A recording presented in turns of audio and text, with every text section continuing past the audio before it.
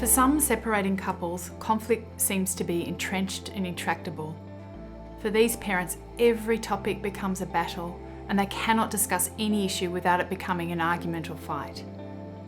These parents may have a lot of involvement in the family court system, as it seems that this is the only way they can make decisions or solve problems. Despite this, court orders don't seem to work, and so the parents continually return to court. For these parents, the conflict revolves around the same issues over and over again. In these situations, both parents report the same difficulties with the situation and generally blame the other parent as the source of conflict. Sadly, the children in these families are the ones who are continually exposed to this toxic stress and who face the most difficulty adjusting to their parents' separation. When my parents got divorced, we were all really little kids, so I honestly don't remember a time when they were happy together. All of my memories are of the violence and the fighting. It was always so embarrassing growing up because all of my friends knew them as the angry parents who would always get into major fights at school events. When my parents got divorced, it was the last couple of years of school for me. My parents were constantly bogging me down with their fighting. They told me everything about what had happened between them, constantly trying to persuade me that the other parent was to blame for it all. I was caught in the middle of it all constantly. It was relentless.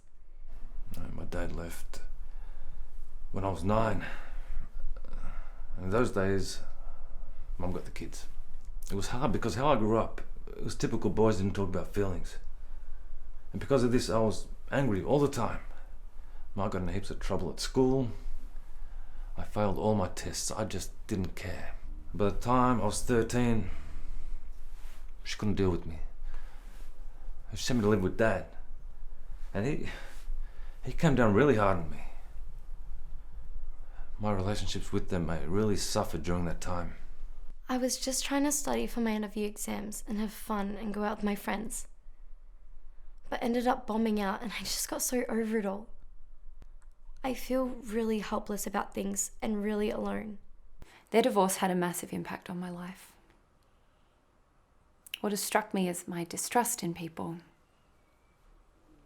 What's really sad is that I was separated twice, and despite having kids, I vowed not to do this to them. Yeah, I've been unlucky in love. As I say, whenever I get close to them, I just go real quiet and unemotional.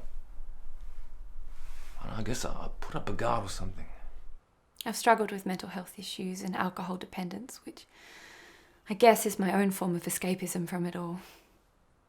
That's really affected my ability to be in a loving, stable relationship. Now, man, I have trouble holding down a job. I can't really handle following rules from bosses. I guess you could say I got a problem with authority. What really sucks about it all is that there's still no break from the constant fighting with my parents. I feel so let down by them. You can hear in these stories that there are severe and lifelong impacts on children if they're exposed to high conflict over longer periods of time. When children are exposed to high conflict situations, it has a long-term impact on their neurobiological development. Constant exposure to conflict leaves children in a prolonged flight or fight mode. This feels like being hyper alert all the time. When this happens, kids don't get the chance to develop appropriate systems of self-regulation. This sort of deficit means that children exposed to conflict come to experience the world as an unsafe place. These children are at an especially elevated risk of psychological problems and relationship problems throughout their lives.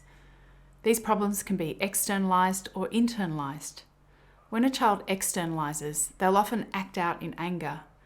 If it's internalised, it leads to feelings of self-hatred, depression, or anxiety. In their adult relationships, children that have experienced chronic high conflict will often have a great deal of instability in their own relationships. So it's really important to understand the lifelong effects high levels of conflict can have on children.